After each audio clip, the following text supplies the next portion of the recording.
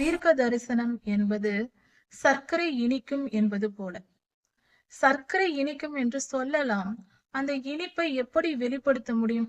இதுவரை வாழ்நாளில் சர்க்கரையே சாப்பிடாதவர்களுக்கு சர்க்கரை இனிக்கும் சாப்பிடு என்று சொன்னால், அப்படியா, அப்படி என்றால் என்று கேட்பார்கள். அவர்கள் வாழ்நாளில் சர்க்கரையே சாப்பிட்டதில்லை என்றால் இனிப்பு என்றால் என்ன என்று கேட்பார்கள். அதை எப்படி சொல்ல முடியும்? சிறிதளவு சர்க்கரையை கொடுத்து சாப்பிட்டு பார் என்றால் சாப்பிட்டு பார்த்து இதுதான் இனிப்பா என்று கற்றுக்கொள்ளலாம். அது போலதான் தீர்க்க தரிசனங்களும். நம்முடைய பிதாவாகிய தேவனுடைய அன்பும் ஆண்டவராகிய இயேசு கிறிஸ்துவின் கிருபையும் சமாதானமும் உங்கள் அனைவரோடும் கூட என்றென்றைக்கும் இருப்பதாகும். தலைப்பு: நான் உன்னை விட்டு விலகுவதும் இல்லை, உன்னை கைவிடுவதும் இல்லை. 2 நாளாகமம் 1ஆம் அதிகாரம். இந்த வேத பகுதியில் தாவீது ராஜாவின் குமாரரான சாலமோன் ராஜாவான பின்பு அவருடைய செயல்பாடுகள் என்னவென்றும் அவர் தேவாலயம் கட்டின காரியங்களையும் குறித்து இந்த வேத பகுதியில் கொடுக்கப்பட்டிருக்கிறது. இந்த உலகத்திலேயே முதல் கர்த்தருக்கென்று தேவாலயம் கட்டினது சாலமோன் ராஜா. அவர் அதுவரைக்கும் மோசேயா கட்டியது ஆசரிப்பு கூடாரம், தேவாலயம் கட்டிடமாக கட்டப்படவில்லை. சாலமோன் ராஜாவை கர்த்தர் அதை கட்டும்படி சொன்னார். அதாவது தாவீது ராஜா கர்த்தருக்கென்று தேவாலயம் கட்ட வேண்டும் என்று பிரியப்பட்டு கர்த்தரிடத்தில் கேட்ட பொழுது, கர்த்தர் தாவீது ராஜா அவர் அதிகமாய் சண்டையிட்டவர், அதிக ரத்தம் சிந்தியவர், அதனால் யுத்தங்கள் பலம் செய்து பலருடைய இரத்தத்தை சிந்தியவர் என்பதினால் உன்னுடைய குமாரன் அதை செய்யட்டும், நீ செய்ய வேண்டாம் என்று கர்த்தர் சொன்னார். அதன்படி சாலமோன் ராஜா கர்த்தருடைய தேவாலயத்தை கட்டும்படியாக அவருடைய காலத்தில், சாலமோன் ராஜாவின் காலத்தில் அவர் ஆயத்தமானார். அதற்காக அவர் செய்த காரியங்கள், அதாவது முதலில் கிபியோனில் இருக்கிற மேடை ஒன்று இருந்தது. அங்குதான் கர்த்தருக்கென்று பலி செலுத்தி வந்தார்கள். அந்த மேடைக்கு கீரியாத் யாரீமிலிருந்து கர்த்தருடைய ஆசரிப்பு கூடாரம், மோசே ஐயா கட்டின ஆசரிப்பு கூடாரம், அங்கிருந்த பனிமுட்டுகள் எல்லாவற்றையும் எடுத்து வரும்படி சாலமோன் ராஜா செய்தார். இப்படி எல்லாம் கொண்டு வரப்பட்ட போது சாலமோன் ராஜாவும் இஸ்ரவேலில் 100க்கு அதிபதிகளும் 1000க்கு அதிபதிகளும் நியாயாதிபதிகளும் மற்றும் பிரபுக்களும் இவர்கள் எல்லோரையும் வரவழைத்து அந்த சமயத்தில் ஒரு மிகப்பெரிய ஒரு திருவிழா போல எல்லாவற்றையும் கொண்டு வர செய்தார். இப்படி சாலமோன் ராஜா எல்லா பொருள்களையும் கொண்டு வர செய்து ஜனங்களையும் கூடி வர செய்து கர்த்தருக்கென்று பலியிட்டார். அவர் 1000 சர்வாங்க தகன பலிகளை கர்த்தருக்கென்று செலுத்தினார் அந்த மேடையில், கிபியோனின் மேடையில். இப்படி அந்த மேடை தாவீது ராஜா செய்த மேடையாக இருக்கிறது. அந்த மேடையில் தான் சாலமோன் ராஜா பலி செலுத்தி கர்த்தரிடத்தில் வேண்டிக் கொள்கிறார். அப்படி அவர் பலி செலுத்தி முடித்த பின்பு அன்று இரவு சாலமோன் ராஜாவுக்கு கர்த்தர் தரிசனமானார். அவருடைய கனவில் தரிசனமாகி, நேபுகாத்நேச்சார் கனவில் கர்த்தர் பேசியது போல சாலமோன் ராஜாவின் கனவிலும் கர்த்தர் பேசுகிறார். சாலமோன் ராஜாவின் கனவில் கர்த்தர் தோன்றி, அவர் உனக்கு என்ன வரம் வேண்டும் சொல் என்று கேட்கிறார். அப்படி கேட்டதும் சாலமோன் ராஜா, இந்த உம்முடைய திரளான ஜனங்கள், இவர்கள் திரள் கூட்டமான ஜனங்களாய் இருக்கிறார்கள், இவர்களை நல்லபடியாக அரசாளுகை செய்வதற்கும் அவர்களை நல்வழியில் நடத்துவதற்கும் எனக்கு தேவையான ஞானத்தையும் விவேகத்தையும் எனக்கு தாரும் என்று சாலமோன் ராஜா கர்த்தரிடத்தில் கேட்கிறார். இதை கேட்டதும் கர்த்தர் அவருடைய இருதயத்திற்கு சாலமோன் ராஜா கேட்ட இந்த விஷயம் மிகவும் சந்தோஷமாய் இருந்தது, அவருக்கு பிரியமாய் இருந்தது. ஏனென்றால் கர்த்தர் சொல்லுகிறார் சாலமோன் ராஜாவிடம், கனவிலேயே இந்த பேச்சுவார்த்தை நடக்கிறது.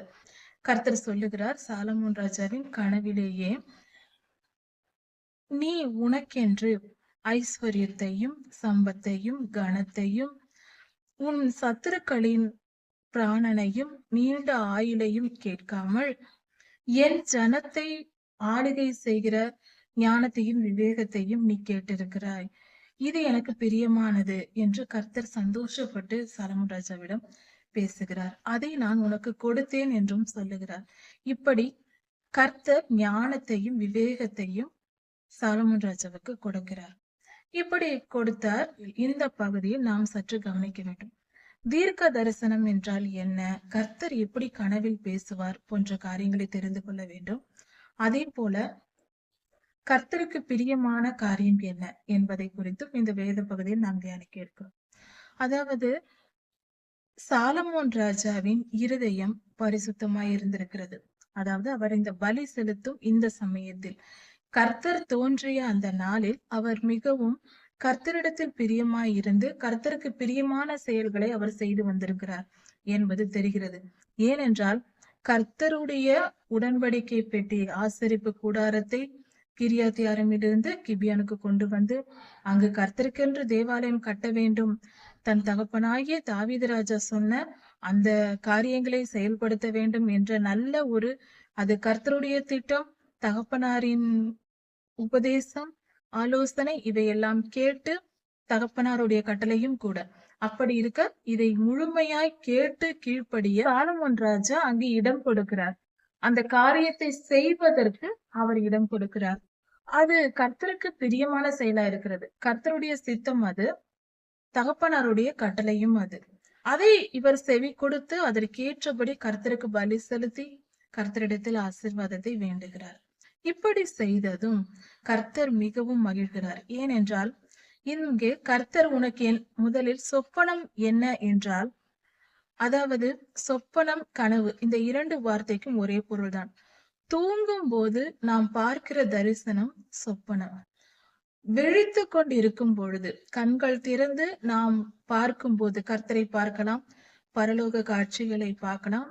கர்த்தர் எதை வெளிப்படுத்துகிறாரோ, சில நேரங்களில் நம் கண்கள் திறந்திருக்கும் போதே ஆவியின் மண்டலம் திறக்கப்பட்டு நமக்கு தெரியும். ஆவிக்குரிய கண்கள் திறக்கப்பட்டிருந்தால் அதையும் நாம் பார்க்கலாம், நம்மால் பார்க்க முடியும். நாம் ஜெபிக்கும் போது கர்த்தருடைய உருவத்தை பார்க்கலாம், தெய்வதூதர்களை பார்க்கலாம், பரிசுத்தவான்களை பார்க்கலாம். மோசேயா, எலியாயா இவர்களெல்லாம் பரலோகத்தில் இருக்கிறார்கள் அல்லவா, அவர்களை கூட நாம் தரிசிக்கலாம். இப்படிப்பட்ட பாக்கியம் என்பது நாம் விசுவாசித்தால் கர்த்தர் நமக்கு இதை தருவார். இப்படிப்பட்ட அனுபவங்களை பெற்றவர்கள் சொல்வதை நாம் விசுவாசித்தால் இப்படிப்பட்ட அனுபவங்களை நாமும் நேருக்கு நேராக அறியலாம். இது மிகவும் ஆச்சரியமாகவும் அற்புதமாகவும் இருக்கும். அதை அனுபவிக்கும் போது அப்படிப்பட்ட தரிசனங்கள், நான் பார்த்தேன், பரலோகத்திற்கு சென்றேன், கர்த்தரை பார்த்தேன், கர்த்தர் எனக்கு தரிசனமானார் என்று சொன்னால் அதை நாம் விசுவாசிக்க வேண்டும். விசுவாசித்தால் நமக்கும் நம்மாலும் அப்படிப்பட்ட அனுபவங்களை பெற முடியும். அது நாம முயற்சி செய்து ஏதாவது ஒரு காரியத்தை செய்து அதை பெற்றுக்கொள்வதல்ல. கர்த்தர் மனம் வைத்து யாருக்கு அந்த காரியத்தை கொடுக்க நினைக்கிறாரோ அதை அவர் வெளிப்படுத்துவார். நிச்சயமாக கடைசி காலத்தில் கர்த்தருக்கு அதிகமான ஊழியர்கள் தேவை.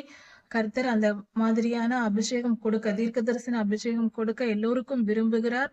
யோவேல் 2:28 சொல்லப்பட்டிருக்கிறது. அதனால் வயது வித்தியாசம் பார்க்காமல், ஆண் பெண் என்ற வேறுபாடு இல்லாமல், பெரியோர் சிறியோர் என்ற வேறுபாடு இல்லாமல் எல்லோருக்கும் கர்த்தர் தீர்க்க தரிசன அபிஷேகத்தை கொடுக்க நினைக்கிற காலம் இது. அதனால் நாம் சுலபமாக பெற்றுக்கொள்ளலாம். இதை விசுவாசிக்க வேண்டும். விசுவாசிக்காமல் கிடைக்காது. இது பொய் என்றோ கற்பனை என்றோ சொல்லி கொண்டிருந்தால் கடைசி வரைக்கும் அப்படியே சொல்லிவிட்டு கடைசியில் பரலோகத்துக்கு சென்ற பின்பு ஏமாந்து போக வேண்டியதுதான். ஐயோ, என் வாழ்க்கையை நான் இழந்து விட்டேனே, இப்படிப்பட்ட அனுபவங்களை பெறாமல் அறிவில்லாமல் இருந்து விட்டேனே என்று. ஆவிக்குரிய அனுபவங்களை நாம் பெற்றுக்கொள்ளும் போது நம்முடைய விசுவாசம் உறுதிப்படும். நம்மால் முழுமையாக விசுவாசத்தோடு இருக்க முடியும்.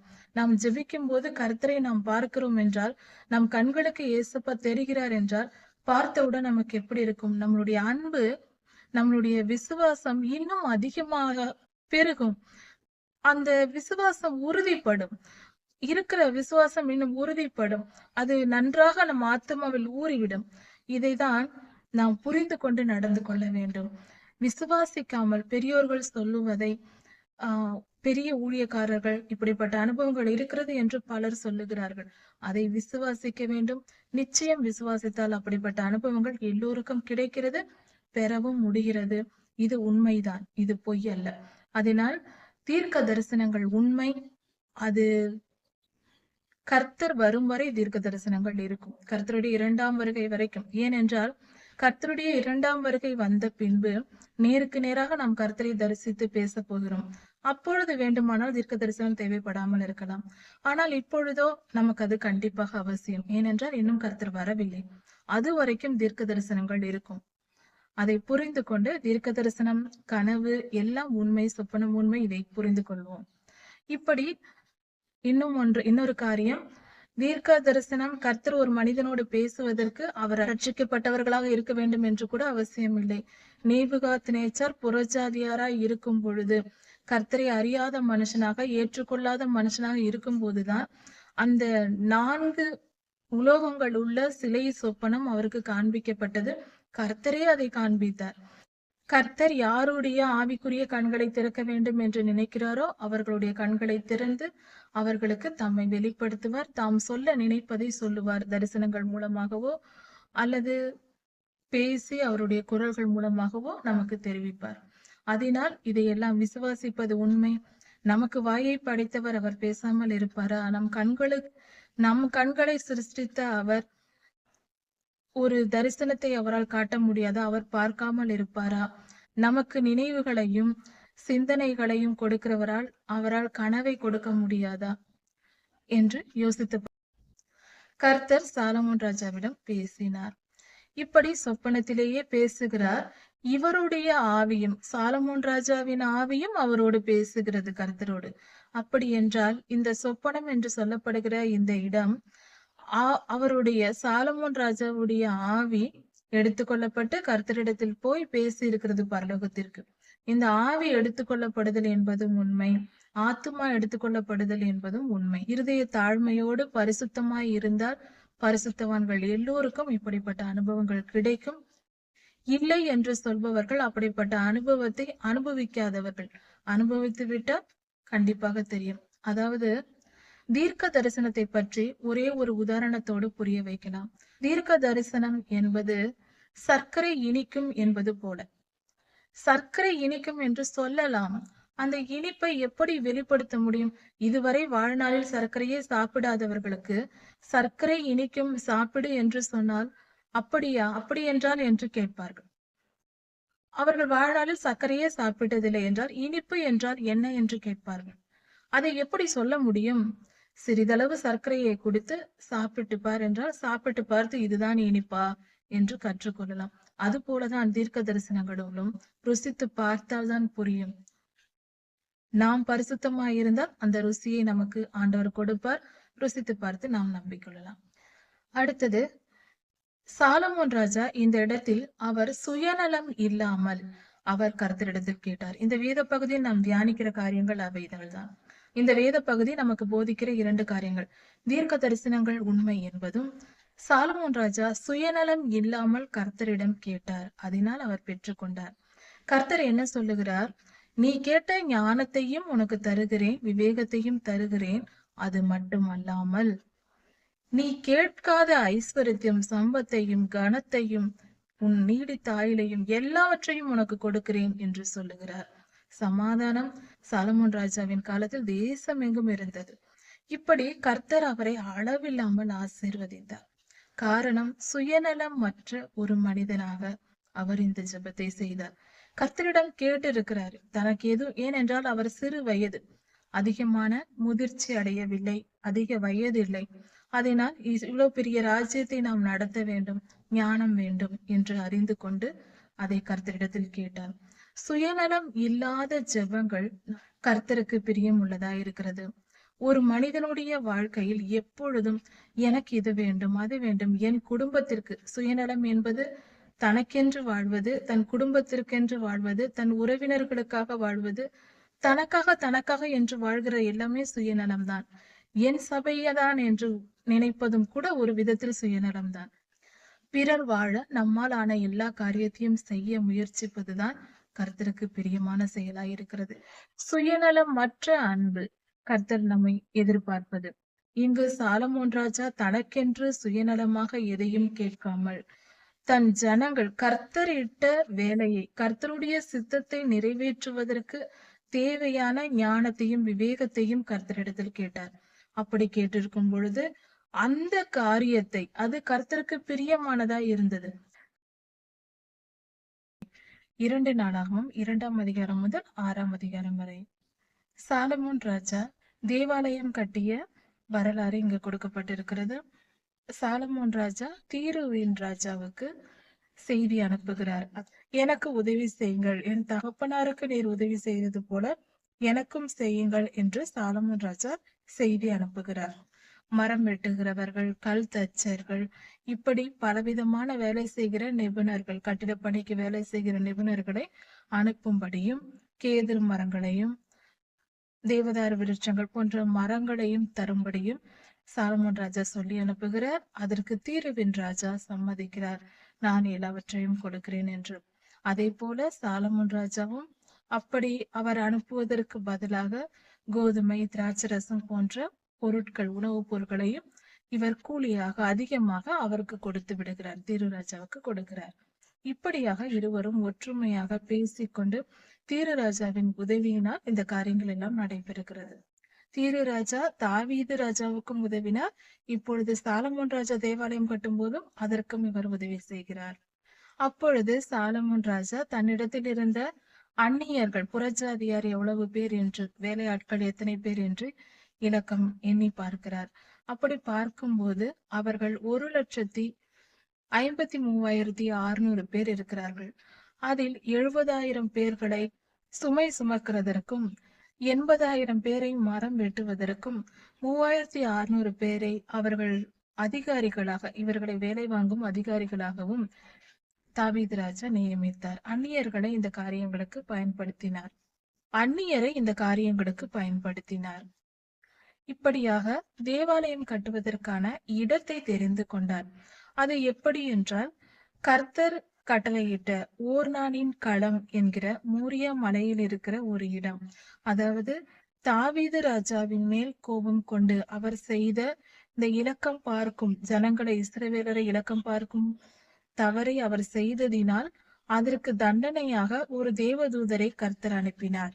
சங்கரிக்கும் தூதனை அனுப்பினார். அந்த சங்கரிக்கும் தூதன் வந்ததினால் அதிகமான பேர் இஸ்ரவேலரில் இறந்தார்கள். அப்பொழுது அந்த ஓர்னானின் களம் எண்ணப்பட்ட இடத்திற்கு வந்த பொழுது அந்த இடத்தில் வாதை நிறுத்தப்பட்டது. இப்படி அந்த இடத்தில், அந்த ஓர்னான் என்பவர் அவருடைய அந்த நிலத்தினுடைய சொந்தக்காரர் பெயர். அவரிடத்தில் தாவீது ராஜா வந்து அந்த இடத்தை விலைக்கு வாங்கி அந்த இடத்தில் பலிபீடத்தை கட்டி அங்கிருந்த மரங்கள், அங்கிருக்கிற மாடுகள் எல்லாவற்றையும் வைத்து பலி செலுத்தி கர்த்தருக்கு சர்வாங்க தகன பலி செலுத்தினார். இப்படி நடந்த அதே இடம் மோரியா மலையில் உள்ள ஓர்னானின் களம் என்கிற அந்த இடத்திலேயே ஏற்கனவே தாவீது ராஜா அங்கு மேடை கட்டி பலி செலுத்தி வந்தார். முதல் வாதை நிறுத்தப்பட்ட பொழுது பலி செலுத்தினார். அதிலிருந்து தொடர்ச்சியாக அங்கு நடந்து கொண்டிருந்தது. அதே இடத்தில் சாலமோன் ராஜா தெரிந்து கொண்டு கர்த்தருடைய தேவாலயத்தை கட்டினார். இந்த தேவாலயம் கட்டப்படக்கூடிய ப்ளூ பிரிண்ட், கட்டிட பணிக்கு திட்டமிடும் பொறியாளர்கள், இன்ஜினியர்ஸ், அவர்கள் வந்து இந்த பேப்பரில் அவர்கள் வடிவமைத்து கொடுப்பார்கள். அப்படிப்பட்ட ஒரு ப்ளூ பிரிண்டை கர்த்தர் ஏற்கனவே தாவீது ராஜாவுக்கு கொடுத்திருந்தார். தாவீது ராஜாவுக்கு அதை வெளிப்படுத்தி விட்டார். ஆனால் தேவாலயம் நீ கட்ட வேண்டாம், உன் குமாரன் தான் கட்ட வேண்டும் என்று சொல்லி இருந்தார். அந்த ப்ளூ பிரிண்ட் தாவீது ராஜாவிடத்திலிருந்து சாலமோன் ராஜா பெற்று கொண்டிருந்தார். அதன்படியே சாலமோன் ராஜா பெற்ற அந்த ப்ளூ பிரிண்ட் எப்படி இருந்ததோ அதன்படியே இவர் தேவாலயம் கட்ட நிர்ணயித்து செய்ய ஆரம்பித்தார். சாலமோன் ராஜா இந்த காரியத்தை செய்யும் வரைக்கும் முழுமையாக கீழ்ப்படிந்திருந்தார். கர்த்தருக்கு பிரியமானபடி இருந்தார், தாழ்மையோடு இருந்தார், கர்த்தரிடத்தில் மிகவும் அன்பாக இருந்தார். சாலமோன் ராஜா கட்டிய தேவாலயம் 60 அடி நீளமும் 20 அடி அகலமுமாய் இருந்தது. மண்டபம் 20 அடி அகலமும் 120 அடி நீளமுமாய், மண்டபம் 20 அடி நீளம், 20 அடி அகலமும் 120 அடி உயரமுமாய் இருந்தது. அது மட்டும் அல்லாமல் அந்த தேவாலயத்தின் முகப்பு வாசலில் 2 வெண்கல தூண்களை தாவீது ராஜா செய்து நிறுத்தினார். அதற்கு பெயரும் வைத்தார். யாகின் என்றும் போவாஸ் என்றும் பெயர் வைத்தார். 2 பெயர்கள் அங்கு வைக்கப்பட்டது. 2 வெண்கல தூண்கள் அங்கு வைக்கப்பட்டிருந்தது. இப்படியாக தேவாலயம் கட்டி முடிக்கப்பட்டது. இந்த தேவாலயத்திற்குரிய பலவிதமான விளக்கங்கள் இங்கு கொடுக்கப்பட்டிருக்கிறது. இவைகளை எல்லாம் ராஜாக்களின் புஸ்தகத்தில் நாம் ஏற்கனவே அதை குறித்து படித்திருக்கிறதினால் நாம் இதில் பொதுவாக கவனித்து வருகிறோம். ஆழமான தியானம், தேவாலயத்தின் அளவு முறைகள், அதில் இருக்கிற முறைமைகள், எப்படியெல்லாம் கட்டப்பட்டது, எந்த மரங்கள் எந்த அளவின்படி கட்டப்பட்டது போன்ற காரியங்கள் ராஜாக்களின் புஸ்தகம் தியானிக்கும் பொழுதே நாம் ஏற்கனவே பார்த்திருக்கிறோம். இதற்கு முன்பாக வந்த வீடியோக்களில் இருக்கிறது. இப்படியாக 600 தாலந்து பொன்னை பயன்படுத்தி தேவாலயத்தை கட்டினார். அதாவது சுமார் 1000 கிலோ தங்கம் மட்டும் பயன்படுத்தப்பட்டிருக்கிறது உட்புற சுவரில் பூச்சாக பூசுவதற்கு, மற்ற பனிமுட்டுகள் செய்வதற்கு. மொத்த தங்கத்தின் செலவு 1000 கிலோ. இப்படி தேவாலயம் எல்லாம் கட்டி முடித்த பின்பு 7ஆம் மாதம் 1ஆம் தேதியிலே, 7ஆம் மாதத்து பண்டிகையிலே, 7ஆம் மாதம் எக்கால பண்டிகையும், அதை தொடர்ந்து 10ஆம் நாள் பாவ நிவாரண பண்டிகையும், அதற்கு அடுத்தது 15ஆம் நாள் முதல் 21ஆம் நாள் வரைக்கும் கூடார பண்டிகையும் ஆசரிக்கப்படுவது வழக்கம். கர்த்தர் இஸ்ரவேலருக்கு கட்டளை கொடுத்திருக்கிறார். கர்த்தருடைய பிள்ளைகள் கடைபிடிக்க வேண்டிய கடமையா இருக்கிறது.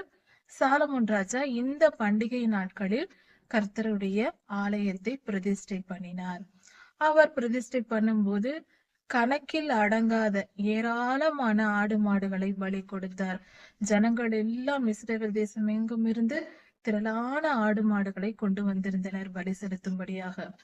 வகுப்பு பாகுபாடு இல்லாமல் லேவியர்கள் எல்லோரும் தங்களை பரிசுத்தம் பண்ணிக்கொண்டு கர்த்தருக்கு பலி செலுத்தும் பணிகளில், அங்கு நடந்த பணிகளில் ஈடுபட்டார்கள். அப்பொழுது கர்த்தருக்கு பலி செலுத்தி மகிழ்ந்திருந்த நேரத்தில் கர்த்தர் நல்லவர், அவர் கிருபை என்றும் உள்ளது என்று கர்த்தரை புகழ்ந்து பாடி அவர்கள் மகிழ்ந்தார்கள். கர்த்தருக்கு ஆராதனை செய்தார்கள். கர்த்தருடைய மகிமையின் மேகம், கர்த்தருடைய மகிமை மேகமாக உருவாகி அப்படியே தேவாலயத்தை நிரம்பியது. தேவாலயம் முழுவதும் கர்த்தருடைய மகிமையால் நிறைந்திருந்தது. அதாவது கர்த்தருடைய மகிமை என்பது மஞ்சள் நிறத்தில் ஒரு புகையை போல, அடர்ந்த புகையை போல இருந்திருக்கிறது, மேகங்கள் போல. அந்த மேகம் என்றுதான் இந்த வார்த்தை கொடுக்கப்பட்டிருக்கிறது. அதனால் தேவாலயத்திற்குள் யாரும் உள்ளே பிரவேசிக்க முடியவில்லை, நுழைய முடியவில்லை. ஆசாரியர்கள் பணிவிடை செய்வதற்காக உள்ளே செல்லக்கூட முடியவில்லை. அந்த அளவுக்கு கர்த்தருடைய ஷெக்கினா மகிமை இறங்கி இருந்தது. இப்படி கர்த்தருக்கு பலி செலுத்தி சாலமோன் ராஜா கர்த்தரிடத்தில் ஜெபிக்கிறார். கர்த்தாவே, நீர் என் தகப்பனாகிய தாவீதுக்கு நீர் சொல்லி இருந்தபடியே, அதாவது உன் சந்ததியார் என் நியாய பிரமாணங்களையும் என் கற்பனைகளையும் கட்டளைகளையும் கை கொண்டு, என் கற்பனைகளையும் கட்டளைகளையும் நியாய பிரமாணங்களையும் கை கொண்டு நடக்கும் பொழுது உன் சந்ததியில் என்னுடைய சிங்காசனத்தில் வீற்றிருப்பவர்கள் இல்லாமல் போவதில்லை என்று ஏற்கனவே நீர் வாக்கு பண்ணியிருக்கிறீர். அது போல கர்த்தாவே, எங்கள் சந்ததியில், அதாவது உம்முடைய ஜனத்தை விசாரிக்க என்னை நீர் நியமித்திருக்கிறீர், அதற்காக நன்றி என்று கர்த்தருக்கு ஜெபித்து கர்த்தருக்கு நன்றி செலுத்துகிறார். நாங்கள் உமக்கு கீழ்ப்படிந்து நடப்போம், இஸ்ரவேலர் எல்லோரும் கீழ்ப்படிந்து நடப்போம், உமக்கு பிரியமானபடி உம்முடைய கட்டளைகளையும் கற்பனைகளையும் கை கொண்டு பலி செலுத்தி உமக்கு ஆராதனை செய்து நாங்கள் உமக்கு கீழ்ப்படிவோம் என்று சாலமோன் ராஜா ஜெபிக்கிறார். இன்றும் கூட இந்த இடத்தில் நாம் கற்க வேண்டிய பாடம் இது. கர்த்தருக்கு கீழ்ப்படிந்தால்தான் அவருடைய ஆசீர்வாதத்தை முழுமையாய் பெற்றுக்கொள்ள முடியும். கர்த்தருடைய வசனத்திற்கு கீழ்ப்படியாமல் பரலோகத்திற்கு போக முடியாது. கர்த்தாவே கர்த்தாவே என்று கூப்பிட்டு கொண்டு நம் காலத்தை முடித்து விட்டால் கண்டிப்பாக பரலோகம் செல்ல முடியாது. வேதம் முழுவதையும் வாசித்து அதை நம் இருதயத்தில் வைத்து முழுமையாய் அதற்கு கீழ்ப்படிந்து வாழ்பவர்களே கர்த்தருடைய ராஜ்யத்திற்குள் செல்ல முடியும். பாவத்தோடும் அசுத்தத்தோடும் நித்திய ஜீவனுக்குள் போக முடியாது. மனம் திரும்பாமல், இருதயம் பரிசுத்தம் அடையாமல் பரலோகம் செல்ல முடியாது. நம்முடைய ஜீவன் முடிவதற்குள் நாம் மனம் திரும்பி விட்டால் நம்முடைய ஆத்மாவை காத்து கொள்ளலாம். அதற்கு இன்னொரு ஆதாரமாக இந்த வேத பகுதியில் 6ஆம் அதிகாரம் 2 நாளாகவும் 6ஆம் அதிகாரம் 16ஆம் வசனத்தில் நமக்கு இங்கு கொடுக்கப்பட்டிருக்கிறது. கர்த்தருக்கு கீழ்ப்படிந்தால்தான் கர்த்தருடைய ராஜ்யத்தில் பிரவேசிக்க முடியும். அவருடைய சொத்துக்கு நாம் பங்காளியாக முடியும், அவருக்கு பிள்ளைகளாக இருக்க முடியும். அதை புரிந்து கொண்டு அடுத்தது சாலமோன் ராஜா அந்த இடத்தில் வேண்டுதல் செய்கிறார். கர்த்தாவே, இந்த ஆலயத்திற்கு முன்பாக உம்முடைய பிள்ளைகள் இஸ்ரவேலராகிய உம்முடைய பிள்ளைகள் வந்து செய்யும் விண்ணப்பங்களை நீர் கேட்டு அவர்கள் விண்ணப்பங்களுக்கு பதில் தர வேண்டும், அவர்களை ஆசீர்வதிக்க வேண்டும் என்று ஜெபிக்கிறார். அதாவது இஸ்ரவேலர்கள் பாவம் செய்து புறஜாதியாரிடத்தில் ஒப்பு கொடுக்கப்பட்டு சிறைப்பட்டு போய் விடுகிறார்கள். அப்பொழுது அவர்கள் தாங்கள் செய்த குற்றங்களை நினைத்து மனம் திரும்பி உம்மிடத்தில் வேண்டிக் கொண்டு இந்த இடத்தில் வந்து தேவாலயத்தில் வந்து வேண்டிக் கொள்ளும் பொழுது அவர்களை நீர் மன்னித்து மீட்டுக் கொள்ள வேண்டும் என்று ஜெபிக்கிறார். அது மட்டுமல்லாமல் அவர்கள் பாவம் செய்து அந்த பாவத்தின் நிமித்தம் மழை பெய்யாமல் வறட்சி வந்து சாவி, வெட்டுக்கிளி, பச்சை கிளி போன்ற பொருள்கள் எல்லாம் வந்து அவர்களுடைய வாழ்க்கையை கெடுக்க நினைக்கும் பொழுது, அவர்களுடைய வயலை, அவர்களுடைய ஆசீர்வாதத்தை கெடுக்க நினைக்கும் பொழுது, மனம் திரும்பி உம்மண்டை வந்து உம்மிடத்தில் மன்னிப்பு கேட்கும் பொழுது, நீர் அவர்களை மன்னித்து, அவர்களுக்கு நீர் விடுதலையை தந்து ஆசீர்வாதத்தை தர வேண்டும் என்று சாலமோன் ராஜா ஜெபிக்கிறார். அதே போல இஸ்ரவேலர்கள் பாவம் செய்து அதனால் வியாதி வருவதினாலோ அதனால் வாதைகள் வருவதினாலோ அவர்கள் கஷ்டப்படும் பொழுது அந்த நேரத்தில் நீர்தாமே கூட இருந்து அவர்களை நீர் மீட்டு கொண்டு அவர்கள் பாவங்களை மன்னிக்க வேண்டும். அவர்கள் மனம் திரும்பி உம்மிடத்தில் மன்னிப்பு கேட்டு அந்த வியாதியும் வாதையும் நீங்க வேண்டும் என்று ஜெபிக்கும் பொழுது அவர்களை நீர் மன்னித்து அவர்களை விடுதலையாக்க வேண்டும் என்று சாலமோன் ராஜா இஸ்ரவேலருக்காக வணங்குகிறார். அவர் கர்த்தரை தொழுது கொண்டு அவரிடத்தில் ஜெபிக்கிறார். அந்த ஜெபம் இன்று வரைக்கும் இருக்கிற நமக்காகவும் அவர் ஜெபித்திருக்கிறார். அதே போல புறஜாதியார் வந்து அவர்கள் கஷ்டங்களின் நேரத்தில் வியாதியினாலோ வாதையினாலோ பஞ்சம் வறட்சி போன்ற நேரங்களினாலோ அவர்கள் உம்முடைய சன்னதியில் வந்து புறஜாதியாராய் இருந்தும் உம்மை அறியாதவர்களாய் இருந்தும் அவர்களுக்கு நீர் கிருபை செய்து அவர்கள் பாவங்களை மன்னித்து அவர்களுக்கு நீர் அவர்கள் வேண்டிக் கொள்கிற காரியங்களை நிறைவேற்றி தர வேண்டும். அவர்கள் வியாதி நீங்க வேண்டும், அவர்கள் குறைவுகள் எல்லாம் நீங்கி நிறைவடைய வேண்டும், நன்மை உண்டாகும்படி நீர் அவர்களை ஆசீர்வதிக்க வேண்டும். உம்முடைய நாமத்தை அவர்கள் மகிமைப்படுத்தும்படியாக நீர் இஸ்ரவேலின் தேவன், ஜீவனுள்ள தேவன், அவர்களை நீர் மீட்கிறவர் என்பதை அவர்களும் உணர்ந்து கொள்ளும்படியாக புறஜாதியாரின் வேண்டுதலையும் நீர் கேட்க வேண்டும் என்று சாலமோன் ராஜா ஜெபிக்கிறார் கர்த்தரிடத்தில். இஸ்ரவேலர்கள் யாராவது தங்களுக்கு ஏற்பட்ட அநியாயத்தை அக்கிரமத்தை குறித்து உம்மிடத்தில் வந்து விண்ணப்பம் பண்ணி துன்மார்க்கர் எங்களை துன்பப்படுத்தினார்கள், எங்களுடைய வாழ்க்கையில் நாங்கள் இப்படிப்பட்ட கொடுமையை அனுபவித்திருக்கிறோம் என்று தங்களுக்காக அவர்கள் வந்து பிரார்த்தனை செய்யும் பொழுது அவர்கள் விண்ணப்பத்தை கேட்டு சகலருடைய இருதயங்களையும் ஆராய்ந்து அறிந்து வைத்திருக்கிறவர் நீர், இருதயங்களின் நினைவுகளை எல்லாம் நீர் தெரிந்து வைத்திருக்கிறீர். அதனால் நீர் அவர்கள் இருதயத்தை ஆராய்ந்து பார்த்து ஒவ்வொருவருடைய இருதயத்தை ஆராய்ந்து பார்த்து நீதிமானுக்கு ஏற்ற நற்பயன்களை தந்து அவர்களை ஆசீர்வதிக்க வேண்டும். துன்மார்க்கரை அவர்களுடைய அக்கிரமத்திற்கு ஏற்ற விதமாய் அவர்களை நீதியாய் நியாயம் தீர்க்க வேண்டும், உம்முடைய நீதி விளங்க வேண்டும் என்றும் சாலமோன் ராஜா ஜெபிக்கிறார். இப்படியாக சாலமோன் ராஜா கர்த்தருடைய சன்னதியில் தேவாலயத்தில் வேண்டிக் கொள்ளுகிறார். தேவாலயம் கட்டப்பட்டு இந்த ஜெபங்கள் எல்லாமே மற்றவர்களுக்காக அவர் செய்கிறார், தனக்கென்று அவர் எதையுமே கேட்கவில்லை. அதனால் கர்த்தர் எல்லாவற்றையும் அவர் வேண்டுதலை எல்லாம் நிறைவேற்றி அவருக்கு தேவையான எல்லா காரியங்களையும் அவர் கேட்கவில்லை என்றாலும் அவருக்கு தேவையான எல்லா காரியங்களையும் கர்த்தர் கொடுக்கிறார். இதுதான் கர்த்தருடைய கிருபை. நாமும் கூட கர்த்தருடைய சித்தத்தை செய்வதையே நாம் நோக்கமாக கொண்டிருந்தால் நம்முடைய தேவைகளை குறித்து நாம் நினைத்து பார்க்க கூட தேவையில்லை. அது தேவை என்று நமக்கு தெரிவதற்கு முன்பே கர்த்தருக்கு தெரியும். அவைகளை எல்லாம் அவர் பார்த்து கொள்வார். மனம் திரும்புவோம்.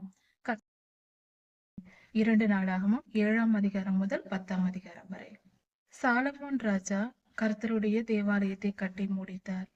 அப்பொழுது கர்த்தருக்கு ஏராளமான கணக்கில் அடங்காத அளவுக்கு ஏராளமான பலிகளை ஆடுகளையும் மாடுகளையும் பலி செலுத்தினார்கள். அப்படி பலி செலுத்திய பொழுது கர்த்தருடைய மகிமை வானத்திலிருந்து இறங்கி வந்து தேவாலயம் முழுவதும் நிரம்பியது. மஞ்சள் நிற ஒரு புகையை போல மேகமாக வந்து இறங்கியது. இப்படி இருந்த அந்த நிலையில் சாலமோன் ராஜா பலி செலுத்தி கர்த்தரிடத்தில் ஜெபிக்கும் பொழுது வானத்திலிருந்து அக்கினி இறங்கி வந்து கர்த்தருடைய பலிபீடத்தின் மேல் இருந்த பலிகளை பட்சித்து போட்டது. கர்த்தர் அந்த பலிகளை ஏற்றுக்கொண்டார். தேவாலயத்தை கர்த்தர் அங்கீகரித்தார். கர்த்தருடைய மகிமை அங்கு வந்து வாசம் பண்ண தொடங்கியது. அப்பொழுது இஸ்ரவேலர்கள் கர்த்தர் நல்லவர், அவர் கிருபை என்றும் உள்ளது என்று துதித்து பாடி கர்த்தரை மகிமைப்படுத்தினார்கள். 7ஆம் மாதத்து பண்டிகை நாட்களில் இது நடந்தது. அப்பொழுது அவர்கள் எல்லோரும் 7 நாட்களாக 2 முறை பண்டிகைகள் கொண்டாடி 7ஆம் மாதம் 23ஆம் தேதியிலே அவர்கள் தங்கள் கூடாரங்களுக்கு சென்றார்கள். சாலமோன் ராஜா ஜனங்களை அனுப்பிவிட்டார். இப்படியாக இந்த தேவாலயம் கட்டுதல், பிரதிஷ்டை பண்ணுதல் போன்ற காரியங்கள் எல்லாம் நடந்து முடிந்தது. அப்பொழுது கர்த்தர் சாலமோன் ராஜாவை நோக்கி, என் கட்டளைகளையும் என் கற்பனைகளையும் கைக்கொண்டு நடந்தால் நான் உங்களை ஆசீர்வதித்து உன் சந்ததியில் இஸ்ரவேலின் சிங்காசனத்தின் மேல் வீற்றிருக்க உன் சந்ததியார் இருப்பார்கள் என்று சொன்னார். நீங்கள் என் கற்பனைகளையும் கட்டளைகளையும் கைக்கொண்டு கீழ்ப்படிந்து நடந்தால் எப்பொழுதும் நீங்கள் என் ஜனமாய் இருப்பீர்கள் என்று கர்த்தர் சொன்னார். அது மட்டுமல்லாமல் என்னை விட்டு நீங்கள் போனால், என்னை மறந்து அந்நிய தேவர்களை வணங்கி அந்நிய தேவர்களுக்கு பண்டிகை கொண்டாடி பலவிதமான பாவங்களை நீர்கள் அப்படி என்னை விட்டு விலகி போகிற எனக்கு அருவருப்பான காரியங்களை நீங்கள் செய்தால், நான் உங்களுக்கு சுதந்திரமாய் கொடுத்த தேசத்திலிருந்து உங்களை துரத்தி விடுவேன். அது மட்டுமல்லாமல் இந்த தேவாலயத்தையும் இடித்து போடுவேன் என்று கர்த்தர் சொன்னார். அதாவது கர்த்தருக்கு கீழ்ப்படிந்து நடக்க இஸ்ரவேலர்கள் மறந்தால், கர்த்தரை விட்டு விலகினால், கர்த்தருடைய கட்டளைகளையும் கற்பனைகளையும் கை கொள்ளாவிட்டால் உங்களையும் இந்த தேசத்திலிருந்து விரட்டி விடுவேன், தேவாலயத்தையும் இடித்து போடுவேன் என்று கர்த்தர் சொன்னார். இப்படியாக தேவாலயம் கட்டப்பட்டு முடிப்பதற்கு 5 வருடம் ஆனது. அதாவது என்னுடைய வார்த்தைகளை நீங்கள் கை கொண்டு நடக்கவில்லை என்றால் நான் உங்களுக்கு தீங்கை ஏற்படுத்துவேன் என்று கர்த்தர் சொன்னார். உங்களை என்னை விட்டு விலக்கி விடுவேன் என்று கர்த்தர் சொன்னார். இப்படியாக எப்பொழுதும் நாம் கர்த்தருக்கு கீழ்ப்படிந்திருக்க வேண்டும். இல்லை என்றால் கர்த்தருடைய ஆசீர்வாதத்தை பெற்றுக்கொள்ள முடியாது. அவருடைய ராஜ்யத்தை நம்மால் சுதந்திரித்துக் கொள்ள முடியாது. அவருடைய இடத்தில் நாம் இருக்க முடியாது. அவரை ராஜாவாக ஏற்றுக்கொண்டால்தான் அவருக்கு கீழ்ப்படிந்தவர்களே அவருடைய தேசமாகிய பரலோகத்தில் வாழ முடியும். இதன் பின்பு சாலமோன் ராஜா யானை தந்தத்தினால் ஒரு சிங்காசனத்தை செய்து வைத்தார். அந்த சிங்காசனத்தின் 2 புறங்களும், அதாவது கை சாய்மானங்கள் இருந்தன, கை வைத்துக் கொள்ளக்கூடிய இடங்கள் இருந்தன. அதில் 2 புறமும் 12 சிங்கங்கள் இருந்தன. அந்த சிங்காசனத்திற்கு 6 படிகள் இருந்தது. 6 படிகளின் மேல் ஏறி உட்கார வேண்டும் அந்த சிங்காசனத்தில். அதில் 6 படிகளிலும் 2 பக்கங்களிலும் 6 6 12 சிங்கங்கள் இருந்தது. இதை பொன் தகட்டால் மூடி தந்தத்தினால் செய்து உள்ளெல்லாம் தந்தமாய் இருந்தது, யானை தந்தம். வெளியில் தங்கம் அப்படியே தகடாக அடிக்கப்பட்டு போடப்பட்டிருந்தது. இதன் பின்பாக சேபாவின் ராஜஸ்திரி அங்கு வருகிறார். சாலமோன் ராஜா கட்டின தேவாலயத்தை பார்ப்பதற்காகவும் அரண்மனையை பார்ப்பதற்காகவும் சேபாவின் ராஜஸ்திரி வருகிறார். அதாவது அந்த நாட்டு ராஜஸ்திரி சாலமோன் கட்டின தேவாலயத்தை குறித்து கேள்விப்படுகிறார்.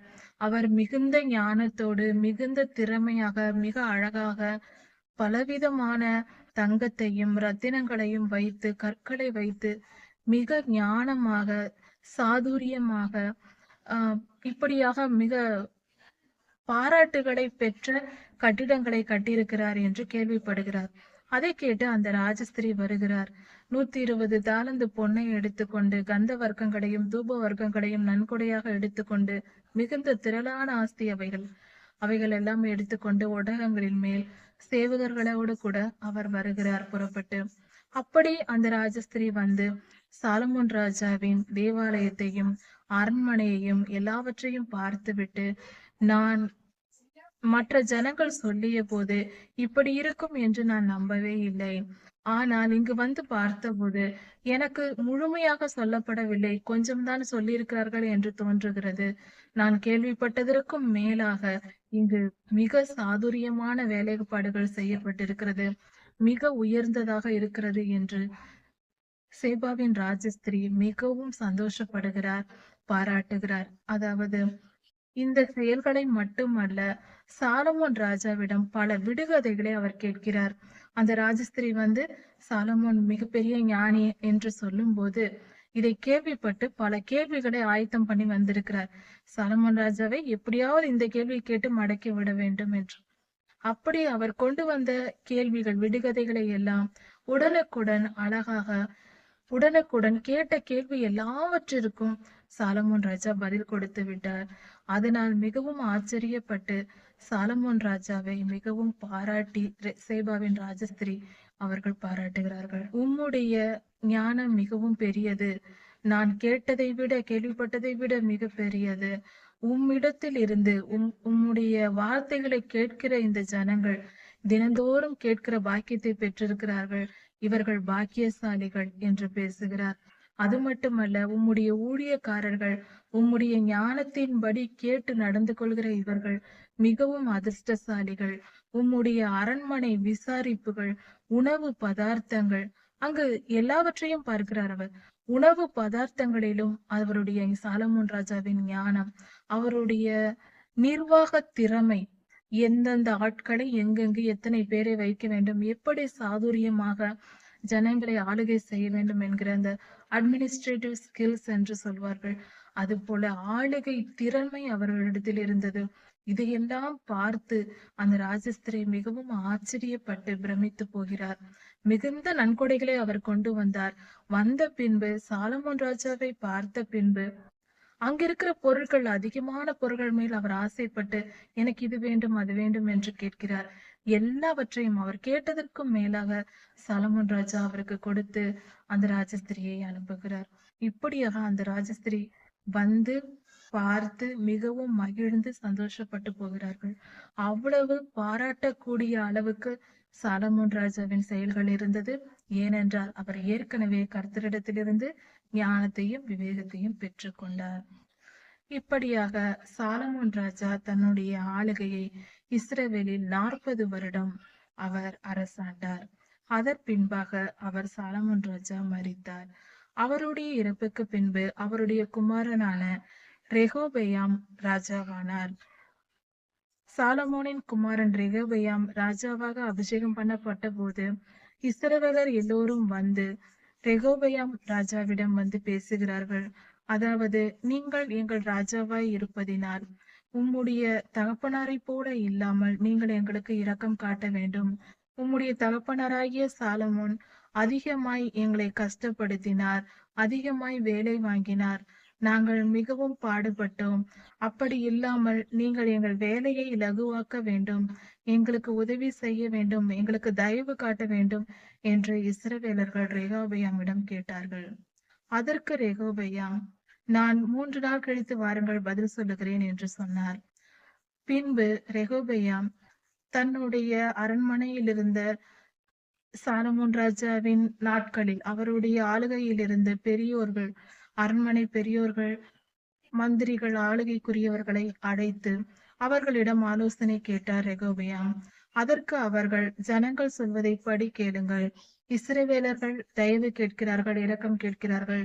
அதன்படி நீங்கள் நடந்து கொண்டால் உம்முடைய ராஜ்யபாரம் நிற்கும் என்று மூத்தவர்கள், பெரியோர்கள் ஆலோசனை சொல்லுகிறார்கள். அதை கேட்டுக்கொண்ட ரெகோபெயாம் அதன் பின்பாக போய் தன் வயதை ஒத்த இளைஞர்கள், இவர் இளைஞராய் இருந்தார், அவர் அதே போல தன்னுடைய நண்பர்கள் இளைஞர்களை அழைத்து இப்படியாக ஜனங்கள் சொல்லுகிறார்கள், நான் என்ன செய்வது என்று அவர்களிடம் ஆலோசனை கேட்கிறார். அதற்கு ரெகோபெயாமின் சொல்லை கேட்ட அந்த வாலிபர்கள், அவர்கள், அப்படியல்ல, நான் சொல்வதை போல் சொல்லுங்கள் என்று சொல்லி அவர்கள் சொல்லிக் கொடுக்கிறார்கள். ரெகோபெயாம் மூத்தவர்கள், பெரியோர்கள் சொன்னதை கேட்காமல் நண்பர்களும் வாலிபர்களும் ஆகிய தன்னை சேர்ந்தவர்கள் சொல்லுவதை கேட்டுக்கொண்டு அதன்படியே 3ஆம் நாள் இஸ்ரவேலர்கள் வந்த பொழுது பேசுகிறார். அதாவது, என்ன பதில் சொல்லுகிறார் என்றால், என்னுடைய விரல் என் தகப்பனாருடைய இடுப்பை விட பெரியதா இருக்கும் என்று சொல்லுகிறார். அதாவது, என் தகப்பனாரை விட நான் அதிகமாய் உங்களிடத்தில் வேலை வாங்குவேன், உங்களை நான் அதிகமாய் கஷ்டப்படுத்துவேன் என்று சொல்லுகிறார். பயங்கரமான ஒரு கர்வமான திமிரான பேச்சாய் இருக்கிறது இது. இப்படி தங்கள் நண்பர்கள் சொல்லி கொடுத்த வார்த்தையை கேட்டுக்கொண்டு அப்படியே ரெகொபெயாம் சொல்லுகிறார், தன்னுடைய சுய சிந்தனை இல்லாமல். இப்படி சொல்லிவிட்டு அந்த நண்பர்கள் இப்படிதான் சொல்லிக் கொடுத்தார்கள், என் தகப்பனார் உங்களை நீங்கள் தவறு செய்யும் போது சவுக்குகளால் வாதித்தார், சவுக்கினால் தண்டனை கொடுத்தார். நானோ தேள்களை விட்டு உங்களுக்கு தண்டிப்பேன் என்று ரெகொபெயாம் சொன்னார். இதை கேட்டதும் அந்த இஸ்ரவேல் ஜனங்கள் மிகவும் துன்பப்பட்டு துயரப்பட்டு அவர்கள், தாவீதே உன் வீட்டை நீ பார்த்துக்கொள் என்று சொல்லிவிட்டு ரெகொபெயாமை ராஜாவாக ஏற்றுக்கொள்ளாமல் பிரிந்து போய்விட்டார்கள். இஸ்ரவேலர்கள் எல்லோரும் பிரிந்து போய்விட்டார்கள். இப்படி யூதா ஜனங்கள் மட்டுமே ரெகொபெயாமை ராஜாவாக ஏற்றுக்கொண்டார்கள். 10, 11 கோத்திரங்கள் போய்விட்டது. ஒரு கோத்திரம் மட்டுமே ரெகொபெயாமுக்கு இருந்தது. இந்த காரியத்தின் நிமித்தம் இப்படி நடந்தது. இப்படி அகியா தீர்க்கதரிசி ஏற்கனவே உரைத்திருந்த அந்த தீர்க்கதரிசியின்படியே இந்த காரியங்கள் எல்லாம் தேவனால் நடந்தது. இப்படி நடந்த பின்பு ரெகொபெயாம் 2வது முறையாக இஸ்ரவேலை நோக்கி அங்கு போய் அவர்களிடம் பேசலாம், எப்படியாவது மீண்டும் ஒன்று சேர்க்கலாம் என்று முயற்சி செய்கிறார். தன் ஆட்சிக்குள் வருவதற்காக தானே இஸ்ரவேலின் மேலும் ராஜாவாக இருக்க வேண்டும் என்று முயற்சி செய்கிறார்கள். ஆளை அனுப்பி ரெகொபெயாம் பார்க்கிறார். ரெகொபெயாம் அனுப்பின ஆளை அந்த ஜனங்கள் அடித்து அனுப்பி விடுகிறார்கள். அதனால் ரெகொபெயாம் ஓடி வந்து விடுகிறார். மீண்டுமாக அவர்களிடம் போகவில்லை. இதே போல ரெகொபெயாமின் காலத்தில் அன்று முதல் இன்று வரை யூதர்களும் இஸ்ரவேலர்கள் பிரிந்தே இருக்கிறார்கள். எந்த ஒரு காரியத்தை செய்வதற்கும் ஞானமும் விவேகமும் முக்கியம். புத்தி என்றால் பிறப்பில் ஒரு மனிதனுடைய திறமை, சிந்திக்கும் திறமையை புத்தி என்று சொல்லலாம். அறிவு என்பது புத்தியோடு உலக வாழ்க்கையில் படிப்பறிவு, அனுபவ அறிவு போன்ற விஷயங்கள் எல்லாம் அனுபவத்தினால் நாம் கற்றுக்கொள்ளக்கூடிய காரியங்கள், படித்து கற்றுக்கொள்ளக்கூடிய காரியங்கள், இயற்கையாக இருக்கிற நம்முடைய சிந்தனை திறன், இவையெல்லாம் சேர்ந்தால் அது அறிவு.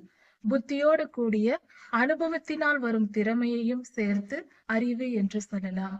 அறிவோடு கூட ஆவிக்குரிய அறிவு, இவ்வுலக அறிவையோடு, இந்த உலகத்தில் இருக்கிற அறிவோடு கூட ஆவிக்குரிய அறிவையும் தெரிந்து கொள்வது, அதையும் சேர்த்தால் ஆவியின் மண்டலத்தையும் புரிந்து கொள்ளும் திறன் வரும் பொழுது அது நமக்கு ஞானமாக இருக்கிறது. அதுதான் ஞானம். அந்த ஞானத்தோடு கூட காலத்தை அறிகிற பரிமாணத்தையும் நாம் தெரிந்து கொள்வது விவேகம் என்று சொல்லப்படுகிறது. அதாவது ஒரு மனிதனுடைய பிறப்பில் அவனுடைய திறமை இருப்பது புத்தி. அனுபவங்கள் சேரும் போது, படிப்பறிவு, கல்வியறிவு சேரும் போது வருவது அந்த புத்தி அறிவாக வளர்கிறது. அந்த அறிவு ஆவிக்குரிய காரியங்களை புரிந்து கொண்டு கற்றுக்கொள்ளும் போது அதை ஞானமாக முழுமை பெறுகிறது.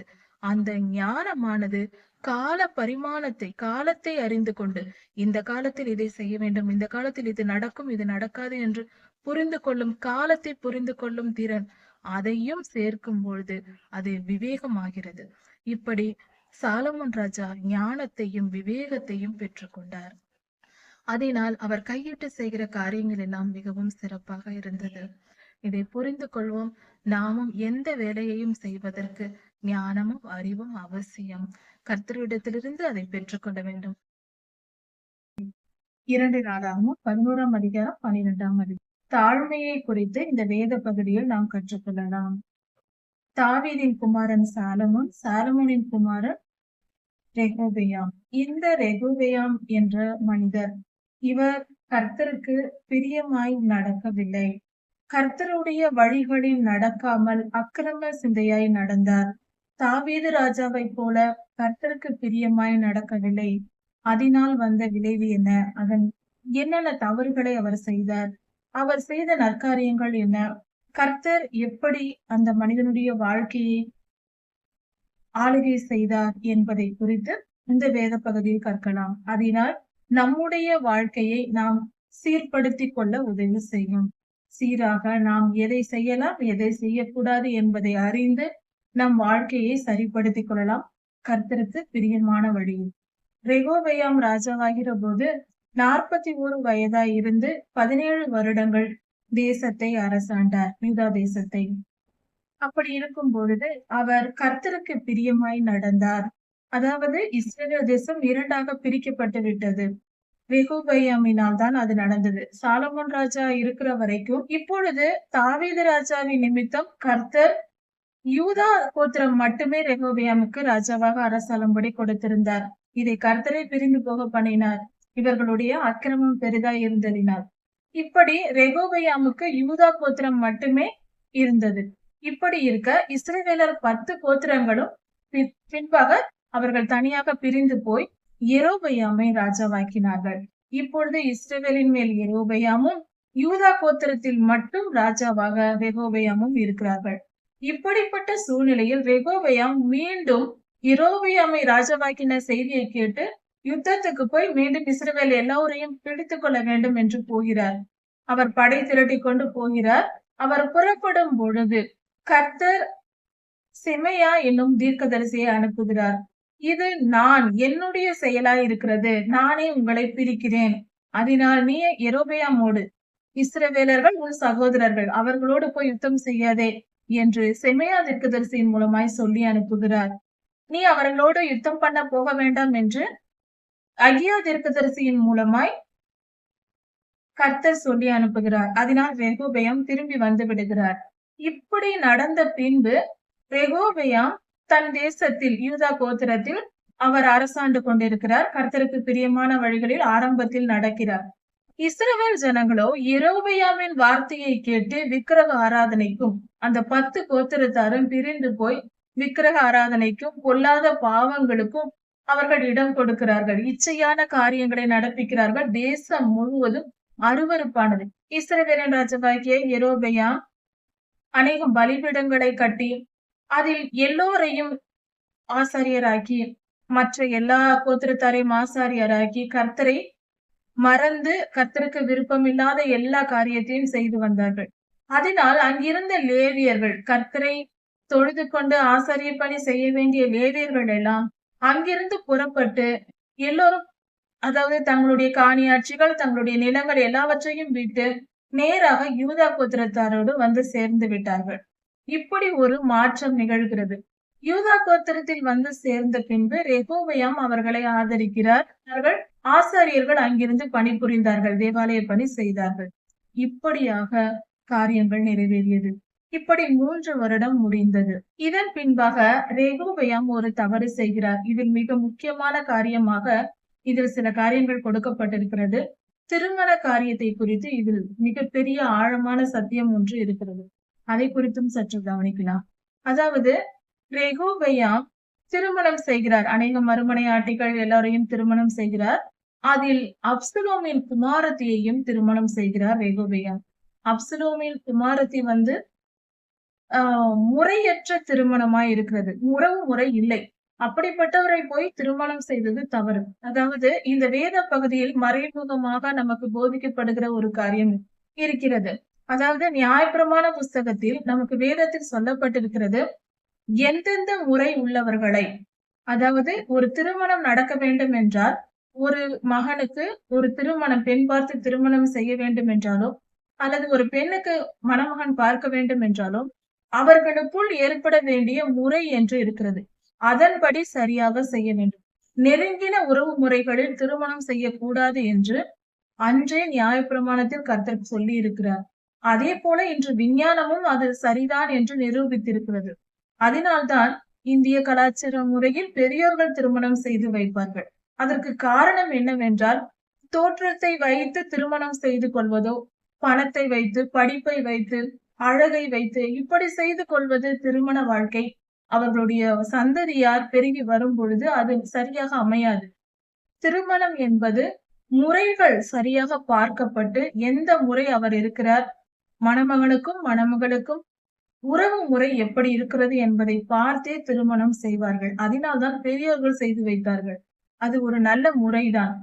ஆனால் கவனிக்க வேண்டும், பெரியோர்களே பார்த்து நெருங்கின உறவு முறைகளில் செய்துவிடக் கூடாது. அதுவும் தவறே. அதாவது வேதத்தின் வழியில் நாம் நடக்கும் பொழுது எல்லா காரியத்தையும் சரிப்படுத்திக் கொள்ளலாம். அதாவது திருமண காரியம் என்றால் அது எப்படி இருக்க வேண்டும் என்பதை நியாயப்பிரமாண புஸ்தகம் மிக தெளிவாக கொடுக்கப்பட்டிருக்கிறது. அதை பார்த்து தெரிந்து கொள்ளலாம். யாத்திராகமம் 20ஆம் அதிகாரத்திலிருந்து தொடர்ச்சியாக படிக்கும் பொழுது 10 கட்டளைகளும் நியாயப்பிரமாணங்களும் கொடுக்கப்பட்டிருக்கிறது. அவைகளை கற்றுக்கொள்ளலாம். உபகம புஸ்தகங்களில் 5ஆம் அதிகாரத்திற்கு பிற்பாடும் கொடுக்கப்பட்டிருக்கிறது. அவைகளையும் கண்டு நாம் அதை படித்து தெரிந்து கொள்ளலாம். இப்படியாக அப்சலோம் செய்த முறையற்ற திருமணத்தின் நிமித்தம் அவருக்குள் பொல்லாத ஆவி நுழைந்திருக்கலாம். ஏனென்றால் அந்த திருமண காரியம் நடக்கும் வரைக்கும் ரெகோபெயாம் கர்த்தருக்கு பயந்து நேர்மையான வழிகளில் இருந்திருக்கிறார். அந்த பெண் வந்த பின்பு பொல்லாத ஆவிகள், அதாவது முறையற்ற திருமணம் என்பதினால் அவர் குடும்பத்தில் அவருடைய மனநிலையில் பாதிப்பு ஏற்பட்டிருக்கிறது. அதனால் அவர் கர்த்தரை விட்டு பின்வாங்கியும் போயிருக்கிறார். அவர் அது மட்டும் அல்லாமல் அநேக திருமணங்களையும் செய்திருக்கிறார். இது எதை காட்டுகிறது என்றால், ஒரு வேளை விபச்சார ஆவி அவருக்குள் புகுந்திருக்கலாம். ரெகோபெயாமுக்குள் அவர் பாவம் செய்திருக்கிறார். அதனால் அந்த ஆவி உள்ளே நுழைந்து அவரை இச்சையான காரியங்களின் வழியே நடத்திருக்கிறது. ஒரு தேசத்தை ஆளுகிற ஒரு தனி மனிதனுடைய மனநிலை என்பது அந்த தேசத்தையே பாதிக்கும். இதற்கு இது அடையாளமா இருக்கிறது. அந்த மனிதனுடைய ரெகோபெயாமினுடைய தவறான ஒழுக்க முறை தேசத்தை பாழாக்கி விட்டது. எப்படியெனில் அவர் பாவம் செய்தார். கர்த்தரை விட்டு பின்வாங்கி நியாயப்பிரமாணத்தை மறந்து போனார். இஸ்ரவேலர் எல்லோரும் நியாயப்பிரமாணத்தை மறந்து போனார்கள் யூத தேசத்தில் என்று கர்த்தர் இங்கு தெளிவாக சொல்லி இருக்கிறது. வேத வசனமே சொல்லியிருக்கிறது. இந்த ரெகோபெயாமின் ஆட்சிக்குட்பட்ட ஜனங்கள் கர்த்தரையும் கர்த்தருடைய நியாயப்பிரமாணத்தை மறந்து போனார்கள். நியாயப்பிரமாணத்தை மறந்தார்கள் என்றால் கர்த்தரையும் மறந்தார்கள் என்று வேதம் சொல்லுகிறது. அதனால் இந்த அதிகாரத்தை நாம் ஆழமாக தியானித்து பார்ப்போம். இப்படி இவர்கள் பாவம் செய்து வாழ்ந்து வந்தார்கள். இப்பொழுது அதாவது அப்சலோமின் குமாரத்தியாகிய மாகாளை ரெகோபெயாம் திருமணம் பண்ணிய பின்பு அவரது மொத்த குழந்தைகள் 88 பேர், அதாவது 28 பெண் பிள்ளைகளும் 60 ஆண் பிள்ளைகளும் அவருக்கு பிறந்தார்கள். ரெகோபெயாமுக்கு 88 பிள்ளைகள் இருந்தார்கள். இப்படி இருக்க ரெகோபெயாம் தன்னுடைய அப்சலோமின் குமாரத்தியான மாகாளின் மகனான அபியாவை ராஜாவாக்க வேண்டும் என்று மற்ற பிள்ளைகளுக்கெல்லாம் அதிக பணம் பொருள் கொடுத்து எருசலேமை விட்டு தூர தேசங்களில் குடியிருக்க பண்ணினார். இப்படியாக மிக சாதுரியமாக ஞானமாக ரெகோபெயாம் செயல்பட்டு தன் மகனாகிய அபியாவை ராஜாவாக்க தகுந்த ஏற்பாடுகளை செய்து வைத்தார். அவர் இப்படிப்பட்ட காரியங்களை செய்து கர்த்தரை மறந்து நியாயப்பிரமாணத்தை மறந்து விக்கிரக ஆராதனை செய்யவும் தன்னுடைய மனையாட்டிகள் எல்லோரும் சொல்வதை கேட்டுக்கொண்டு அவர் தன்னுடைய பரிசுத்தத்தை விட்டு கொடுத்ததினால், கர்த்தரை விட்டு கொடுத்து போனதினால், அதனால் ஏற்பட்ட கர்த்தர் மிகவும் கோபம் கொண்டு ஷீஷாக் என்கிற எகிப்தின் ராஜாவினிடத்தில் ரெகோபெயாமையும் யூதா தேசத்தையும் ஒப்பு கொடுத்தார். ஷீஷாக் என்ற எகிப்தின் ராஜா 1200 ரதங்களோடும் 600 வீரர்களோடும் அங்கே அவர்களை, அதாவது ரெகோபெயாமோடு யுத்தம் பண்ணி அவர்களை அழிப்பதற்கு ஒப்பு கொடுத்தார். இப்படி ஒரு பயங்கரமான சூழ்நிலை வரப்போகிறது என்று, அதாவது ஷீஷாக் யுத்தம் செய்ய வந்து விட்டார். இப்பொழுது ரெகோபெயாம் கதறுகிறார். ஐயோ, இப்படி நேர்ந்து விட்டதே என்று துடிக்கிறார். அந்த சமயத்தில் கர்த்தர் செமையா என்னும் ஒரு தீர்க்கதரிசியை அனுப்புகிறார். செமையா தீர்க்கதரிசி அங்கு போய் கர்த்தர் சொன்ன வார்த்தைகளை சொல்லுகிறார். செமையா தீர்க்கதரிசி மூலமாய் கர்த்தர் என்ன உரைத்தார் என்றால், அதாவது நீ என்னை மறந்து போனாய், என்னுடைய நியாயப்பிரமாணங்களை கைவிட்டாய், நீயும் உன் ஜனங்களும் என்னை மறந்து போனீர்கள், அது நிமித்தம் நானே சீஷாக்கின் இடத்தில் உன்னை ஒப்பு கொடுத்தேன் என்று செமையா தீர்க்கதரிசியின் மூலமாய் கர்த்தர் சொல்லிவிட்டார். இதை கேட்டதும் ரெகோபெயாமும் அவரது தேசத்தின் குடிகளும் ஜனங்களும் எல்லோரும் சேர்ந்து கர்த்தர் நீதி உள்ளவர் என்று சொன்னார்கள். இது மிகவும் ஆச்சரியப்படத்தக்கதாய் இருக்கிறது.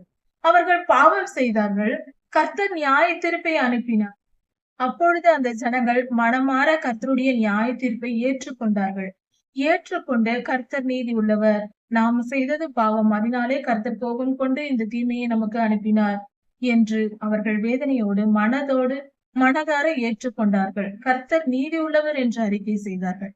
இந்த காரியத்தை கர்த்தர் பார்த்தார். கர்த்தருக்கு மிகவும் பிரியமான காரியம் தாழ்மை. தன்னை தாழ்த்தின ரெகோபெயாமையும் யூதா ஜனங்களையும் பார்த்து கர்த்தர் இரக்கப்பட்டு அவர்கள் தங்களை தாழ்த்தியதை நினைத்து அவர் மிகவும் அதாவது சந்தோஷப்பட்டு, கர்த்தர் என் ஜனங்கள் பாவம் செய்தார்கள், ஆனாலும் என்னுடைய நியாய தீர்ப்பை மனமாற ஏற்றுக்கொண்டார்கள், தன்னை தாழ்த்தினார்கள். அவர்கள் தாழ்த்தியதை நினைத்து பார்த்து அவர்கள் மேல் தயவு கொண்டவர், இரக்கமுடைய தேவனாய் இருந்தார்.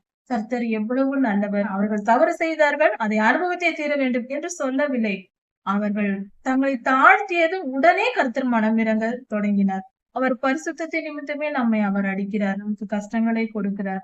அதை நாம் புரிந்து கொள்ள வேண்டும்.